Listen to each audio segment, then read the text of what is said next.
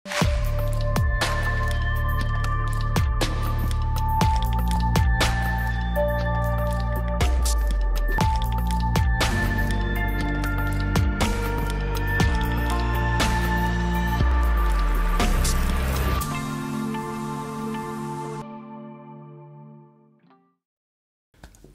দেখেন দেশের অবস্থা নিয়ে কিন্তু কেউই সুখী না, কেউ তৃপ্ত না, না রাজনৈতিক দলগুলো, না টকশো মারানিরা, না এমনকি সরকার, না জনগণ, না মিডিয়া। আপনারা প্রথম থেকে শুনে আসতেছেন বিপ্লবের শক্তিগুলো বিভাজিত, তাই না? নিউজ হয়েছে দেশে শুরু হয়েছে বিভাজন। বিভাজন নিয়ে আমি একটা এপিসোড করছি যে বিভাজনের জন্য কে মূলত দায়ী। তারপরেও আরও কিছু আলাপ আছে, প্রাসঙ্গিক আলাপ, সে আলাপগুলো আজকে করবো আর কি। নেত্র নিউজ দেখেন এমন একটা ভয়ঙ্কর স্টোরি করেছে যে এমনকি ইন্ডিয়ান বিজেপি করে নাই, সেটা করছে নেত্র নিউজ। লিখছে অগণতান্ত্রিক, অহংকারী, মানবাধিকার বিরোধী, ক্ষমতায় 1 বছর কাটতে না কাটতেই মোহাম্মদ ইউনূসের যত্নে গড়া ভাবমূর্তি ভেঙে দিয়ে আসল চেহারা প্রকাশ পেয়ে গেছে। সে বলতেছে ইউনূস কোনোদিনই বাংলাদেশের মানুষের মধ্যে অতটা জনপ্রিয় ছিলেন না যতটা তার তোষামতকারীরা বিশ্বকে দেখাইতে এবং চাপিয়ে দিতে চাইছে। এই সত্য স্বীকার করার মতো বিনয় তার নাই। চিন্তা করেন কি ভাষা ব্যবহার করছে। উপরন্ত আছে এক পর্বত সম অহংকার। ভাঙা সংবিধানকে পাশ কাটায় সরকার চালাইতে যায় তিনি আমলাতন্ত্র এবং বিচার ব্যবস্থা তুলে দিছেন ক্ষুদ্র স্বার্থান্বেষী গোষ্ঠীর হাতে, আইন শৃঙ্খলা বাহিনীকে দিছেন সেনাবাহিনীর নিয়ন্ত্রণে, আর রাজনৈতিক আদর্শ তুলে দিছেন ধর্মীয় কট্টর ডানপন্থীদের হাতে। এইবার বুঝে দেখেন নেত্র নিউজ কোনটি থেকে টাকা পায়, বুঝছেন? এটাও খুঁজে বের করবো। হুই এখন ইন্ডিয়া থেকে টাকা পাচ্ছে। যাই হোক, আর বেশি আগাই না, কারণ ওক নিয়ে তো আর একটা এপিসোড করিচ্ছি, তাই না? হ্যাঁ, কিন্তু এটা গুরুত্বপূর্ণ যে নেত্র নিউজ এইরকম একটা নিউজ করেছে। প্রফেসর ইউনূসের মতো পর্বত সম জনপ্রিয়তা নিয়ে ক্ষমতা নেওয়ার ঘটনা বিরল, কিন্তু কেন এই ঘটনাটা ঘটলো এটা আজকে প্রফেসর ইউনূসের নিজেরও জানা দরকার। কারণ উনি যেহেতু দেখেন আমার ভিডিও, উনি বুঝবেন আমি প্রথম থেকে ওনাকে সতর্ক করে দিয়ে গেছি, ওনাকে সাজেস্ট করছি কি করতে হবে। আমি নিজের টাইম দিয়ে ঘরের খেয়ে বনের মোস্তারায় দিতে চাইছি, ওনাদের দরকার পড়েনি। ওনারা বাংলাদেশের সেরা মেধা মাথাগুলোকে, মালগুলোকে এক জায়গায় করেছেন, আর আমরা তো আমাদের দরকার পড়বে কেন? তাই আমাদের কথা শোনার দরকার নাই ওনার। তবে এটা আজকে আমাকে পরিষ্কারভাবে বুঝাই দিতে হবে যে এই স্বপ্নভঙ্গ কেন হইল, প্রফেসর ইউনূসের ভুলগুলোর মধ্যে একটা প্রধানতম ভুল কি ছিল। তাইলে আমরা বুঝবো যে কি ভুল আমরা করছি আর ভবিষ্যতে কোন ভুলটা আমাদের পরিহার করতে হবে। প্রথম ভুল কি? প্রথম ভুল বিপ্লবকে বিপ্লব বলে স্বীকার না করা। ডাক্তার জাহেদ তো ভিডিও বানায় বলছে ঘাড়ে ধরে অভ্যুত্থানকে বিপ্লব বলতে হবে। না, এগুলো আসলে কোনোটাই বিপ্লব না, কোনোটাই বিপ্লব না। আমাদের এটাও অনেক অনেক দূরে বিপ্লব থেকে ছিল, কিন্তু এই গণঅভ্যুত্থানকে ঘাট ধরে এটা করানো হচ্ছে কারণ কারো পরিকল্পনা আছে এটাকে বিপ্লব হিসাবে প্রতিষ্ঠিত করে বিপ্লবী সরকার বানিয়ে সব কিছু বাতিল করে তাদের মতো করে দেশ চালাবেন। মির্জা ফখরুল বলছে যেসব দেশে বিপ্লব সফল হয়েছে সেখানে বিপ্লবী সরকার গঠন হয়েছে, কারণ তাদের একটা বিপ্লবী দল ছিল। রাশিয়া, চীন, কম্বোডিয়া, কিউবা সবখানে এই চিত্র পাবেন। এমনকি ইরানেও ইসলাম বিপ্লব হয়েছে, সেখানেও একটা দল ছিল। কাজেই আমার কথা হচ্ছে যারা বিপ্লবের কথা বলতেছেন তাদের উচিত সরকারে না থেকে একটা বিপ্লবী দল গঠন করা। এনে বিপ্লবী দল কোথায়? বিপ্লবী দলই তো নাই। মির্জা ফখরুলের মাথায় কমিউনিস্ট ট্রেনিং আছে তো 19 শতকের, আজকের না। মানে বিপ্লব করার জন্য একটা বিপ্লবী তত্ত্ব লাগবে, একটা কার্ল মার্কস লাগবে, তার আবার দাড়ি থাকা লাগবে। দাদা সিরাজুল সেজন্য দাড়ি রেখেছিল। লেনিন লাগবি, তার আবার টাক মাথা লাগবি, একটা বলশেভিক পার্টি লাগবি। আমি আগেও বলছি, আবারও বলি, কেন 2024-এর রাজনৈতিক পরিবর্তন অভ্যুত্থান না বিপ্লব? এইটা সাহেব ডান পেশার বাম পাশে লিখবেন বিপ্লব আর অভ্যুত্থান। 1 নাম্বার, রাজনৈতিক বিজ্ঞানে বিপ্লব বলতে বোঝায় যে বৃহৎ জনগোষ্ঠীর অংশগ্রহণ। 2 নাম্বার, রাষ্ট্রের রাজনৈতিক সামাজিক কাঠামোর মৌলিক পরিবর্তনের চেষ্টা, পরিবর্তন না, কিন্তু আমি বলছি চেষ্টা। 3 নাম্বার, দীর্ঘ সময় ধরে চাপ সঞ্চয় এবং বিস্ফোরণ। 4 নাম্বার, পরিবর্তনের জন্য আভ্যন্তরীণ বৈধতা বা পপুলার লেজিটিমেসি। এবার অভ্যুত্থান কি, এইটা সে আর এক পাশে লেখেন। পাশাপাশি এবার আমরা বুঝে দেখব। অল্প সংখ্যক এলিট, সাধারণত সেনা বা ক্ষমতাধর প্রশাসনিক গোষ্ঠী, এরাই অভ্যুত্থান করে, হঠাৎ করে ক্ষমতা দখল করে জনগণের বৃহৎ অংশের সক্রিয় অংশগ্রহণ ছাড়াই। এরা সাধারণত রাষ্ট্রের কাঠামো অপরিবর্তিত রেখা শুধু নেতৃত্ব বদলায়। তার মানে এরা সামরিক কু অভ্যুত্থান, মানে ডাক্তার জাহেদ চাইছিল কোনো কিছু বদলাবে না, আগের মতোই থাকবে, শুধু সরকারটা চেঞ্জ হবে, কে শাসন করবে এটা চেঞ্জ হবে। তাহলে আপনারাই বলেন 2024 কি বিপ্লব ছিল না অভ্যুত্থান ছিল? এটা বিপ্লব ছিল, কোনোভাবেই এটা অভ্যুত্থান না। তাহলে প্রশ্ন হলে এত বড় বড় বিদ্বান প্রাজ্ঞ লোকদের এই বিপ্লবকে চিনতে পারলো না কেন, স্বীকার কেন করলো না? কারণ ওদের বুদ্ধি বেশি, আক্কেল কম। আসেন আমরা একটু বুঝে দেখি যে বিপ্লব এখন কেমন করে হয় এই 19 শতকের চিন্তা ছাড়াও। 19 শতকের মতো বিপ্লবী তত্ত্ব, বিপ্লবী দল বা বিপ্লবী নেতা দিয়া, একটা কেন্দ্র দিয়া আজকাল বিপ্লব হয় না। আজ হয় বিপ্লব কেন্দ্রহীন, কেন্দ্র ছাড়া, সেন্টার থাকে না। বহু নোট বিপ্লব, নোট এডিটর সাহেব নোটগুলো দেখান একটু, অনেকগুলা নোট। আমরা 2024-এর নোটগুলো দেখি, ধরেন একটা গোল গোল করে দেখাবেন, বিএনপি নোট, জামাত নোট, বৈষম্য বিরোধী ছাত্র আন্দোলন নোট, ছাত্র শিবির নোট, ছাত্র দল নোট, অন্যান্য রাজনৈতিক দল নোট, প্রবাসী diaspora note, YouTuber note, social media note, remittance যোদ্ধা নোট, রিক্সাওয়ালা নোট, কিশোর গ্যাং নোট, বিশ্ববিদ্যালয় ছাত্র নোট, দোকানদার নোট, ক্ষুদ্র ব্যবসায়ী নোট, শহুরে দরিদ্র লোক নোট, শ্রমিক নোট। এখন এই নোটগুলো কি দিয়ে যুক্ত ছিল সোশ্যাল মিডিয়া দিয়ে, ইন্টারনেট দিয়ে। এডিটর সাহেব একটা নোটের সাথে আর একটা নোটের ইন্টারনেটের যোগ করে দেন, তাহলে সবাই বুঝবে। এবং সবগুলো যখন একসাথে হয় তখন এটা একটা বিশাল শক্তি হয়। কিন্তু একটা আলাদা নোট শক্তিহীন। এখানে কোনো কেন্দ্রীয় নেতৃত্ব নাই, কোনো একক সদর দপ্তর নাই, কমান্ড স্ট্রাকচার নাই। আন্দোলনের শক্তি আসে বহু ছড়ায় থাকা এইরকম নোট বা কেন্দ্র থেকে। নোটগুলোর মধ্যে সীমিত বা শূন্য সমন্বয় থাকে, তবুও তারা একই লক্ষ্যে একই দিকে ধাবিত হয়। এই ধরনের বিপ্লবকে বিভিন্ন একাডেমিক ধারা বা ক্ষেত্র থেকে বিভিন্ন নামে বর্ণনা করা হয়। কি কি আসেন আমরা সেটা বুঝে দেখি। এটাকে যেমন বলা হয় ডিসেন্ট্রালাইজ রেভলিউশন বা লিডারলেস রেভলিউশন, মানে কোনো কেন্দ্রীয় কমান্ড বা স্ট্রাকচার নাই, প্রত্যেকটা গ্রুপ বা নোড নিজের মতো করে কাজ করে। 2 নাম্বার এটাকে বলা হয় নেটওয়ার্ক রেভলিউশন, মানে তথ্য প্রযুক্তি বা সামাজিক মাধ্যম যুগে ব্যবহৃত শব্দ। এইটা Manuel castle owner network of outrage and hope এই বইয়ে উনি আরব বসন্তের মতো আন্দোলনকে এইভাবে বর্ণনা করছিলেন। এটাকে সোয়ার্ম মুভমেন্টও বলা হয় বা সোয়ার্ম ইন্টেলিজেন্স পলিটিক্সও বলা হয়। মানে ধরেন পিঁপড়া বা মৌমাছি যেরকম ঝাঁকবদ্ধ প্রাণী থাকে না, এদের আচরণ থেকে নেওয়া ধারণা অনেক ছোট ছোট ইউনিট একসাথে একটা বড় পরিবর্তন ঘটায় দেয়, কেন্দ্রীয় কোনো মস্তিষ্ক ছাড়াই। এটাকে আরও বলা হয় সেলফ অর্গানাইজিং রেভলিউশন। এটাকে সিস্টেম থিওরি বা কমপ্লেক্সিটি স্টাডিজে এই ধারণা ব্যবহার করা হয়। সমন্বয় ছাড়াই অনেকগুলো সত্তা নিজে থেকে একই দিকে মুভ করে।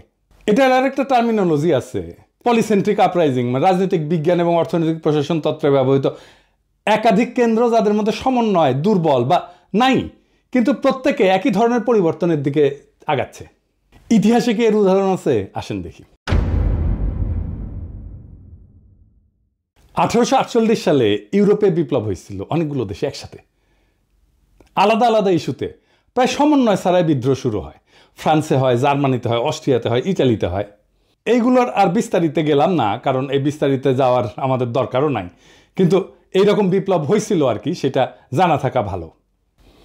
আরব বসন্ত এরকম একটা মুভমেন্ট ছিল। তিউনিসিয়া থেকে শুরু হইয়া মিশর, ইয়েমেন, লিবিয়া, সিরিয়া প্রত্যেকটা দেশে স্বতন্ত্রভাবে আন্দোলন ছড়াই গেছে। পোল্যান্ডের সলিডারিটি মুভমেন্টের প্রথম ধাপ, যেটা 1980 সালে হয়েছিল, যে গদালফ শিপইয়ার্ডের ধর্মঘট হয়েছিল না, ওইখান থেকে শুরু হইয়া দেশের বিভিন্ন শহরে স্বাধীনভাবে ছড়াই পড়ছিল। ইরানে একটা কনস্টিটিউশনাল রেভলিউশন হয়েছিল 1905 সালে। 1905 থেকে 11 সাল পর্যন্ত 6 বছর ব্যাপী। ভৌগোলিকভাবে বিচ্ছিন্ন শহরগুলোতে বিদ্রোহ হয়েছিল, কিন্তু কেন্দ্রীয় নেতৃত্ব ছিল না। এই ফর্মের, এই যেটা বললাম, এই ফর্মের পজিটিভ দিক কি? এটা কিন্তু পজিটিভ দিক আছে। কি কি? 1 নম্বরে এটা দমন করা যায় না। এক জায়গায় দমন করলে অন্য জায়গায় আন্দোলন চলতে থাকে। 24-এ তাই হয়েছে আমাদের বাংলাদেশে।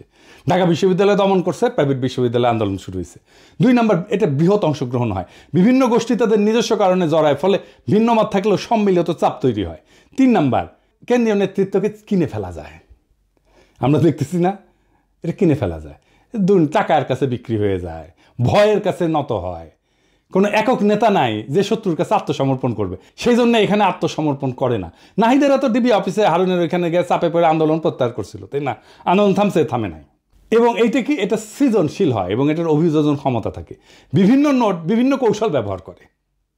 মানে আমরা অনলাইনে ইউটিউবে একরকম কৌশল ব্যবহার করছি, বিদেশে একরকম কৌশল ব্যবহার করছি। আমরা রেমিটেন্স যোদ্ধারা তারা রেমিটেন্স শাটডাউন করে দিছে, দেশে যারা কাজ করছে তারা আর একরকমভাবে কাজ করছে। এটার কিছু নেগেটিভ দিক আছে আবার। কি দীর্ঘমেয়াদে ক্ষমতা দখল এবং রূপান্তরের সমস্যা। বিপ্লবের পরে কে নেতৃত্ব দেবে, কিভাবে রাষ্ট্র পরিচালিত হবে, এতে বিভ্রান্তি এবং ক্ষমতার লড়াই শুরু হয়। তাই হয়েছে না? হ্যাঁ, মানে এটা নিয়ে ধরেন এই সরকার কেন ভুল করতেছে এটা বলতে নিয়ে প্রথম দিকে বলতাম, হ্যাঁ, তো তখন আইসা বলতো যে আপনি উপদেষ্টা হইতে পারেন নাই, সেই জন্য এটা বলতেছেন, বলাই বন্ধ করে দিছিলাম সেই জন্যে। তো যাই হোক, এখন তো আর ওই চান্স নাই, এখন আর বলা শুরু করি আবার যে ভুলগুলো কি ছিল। এখন বলতে পারেন যে এখন বলতেছেন, তখন বলেন না কেন, এখন বলতেছেন, এখন বলে লাভ কি, তখন বললে তো কিছু উপকার করাতে। শোনেন ভাই, কিছু লোক আছে যারা এসে বারবার করে এই কথাটা বলতো যে আপনি উপদেষ্টা হইতে পারেন নাই, সেজন্য এটা বলিচ্ছেন, বলতো না? আপনারা নিজেরাই বলেন। তো তার চেয়ে কি দরকার এই গ্যাঞ্জামের মধ্যে ঢুকে লাভ আছে?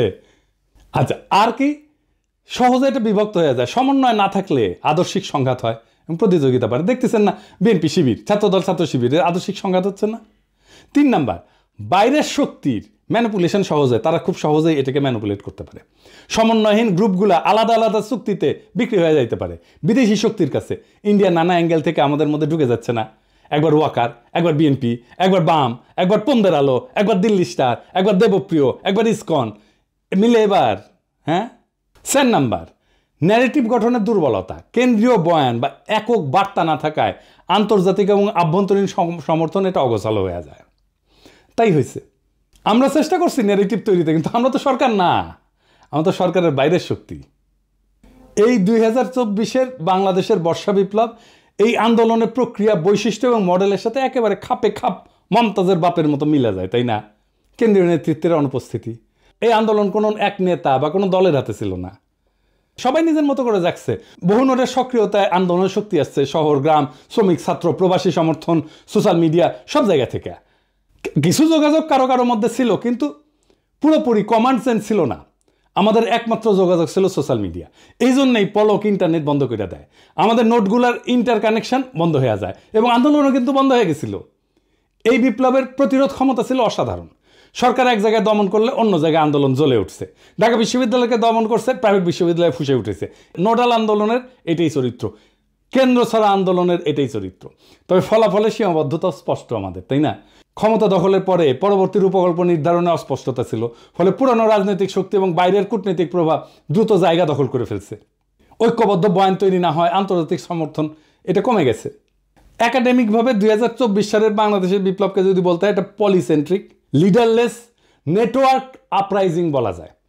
মানে বহুকেন্দ্রিক, নেতাবিহীন, সংযুক্ত একটা বিপ্লব বলা যায়, যেখানে বহু নোট সমন্বয়হীনভাবে একই লক্ষ্য অর্জনে কাজ করছে। তো এখন এই শফিকের মনে হয়েছে এই লড়াইয়ের একজন মাস্টার মাইন্ড তো লাগবেই, কারণ বিপ্লবের তো একটা নেতা লাগে, একজন কার্ল মার্কস লাগে যার দাড়ি থাকে। হ্যাঁ, মাহফুজেরও দাড়ি আছে একটু, তখন ছিল, তো বানিয়ে দিছে মাস্টার মাইন্ড। প্রফেসর ইউনূস মনে করেছেন এটা ছাত্ররা করেছে। সবাই অন্ধের হাতি দেখছে, সমস্ত নোট কেউ দেখে নাই। সেই কারণেই এইটা হাসিনার দমন প্রতিরোধে অসাধারণ সাফল্য দেখালো। বিপ্লবের পরে রাজনৈতিক ক্রিস্টালাইজেশন এইটা গঠন আর করতে পারে নাই, অসম্ভব দুর্বল হয়ে পড়ছে। এখন প্রশ্ন হচ্ছে এই দুর্বলতা কিভাবে কাটানো যেত?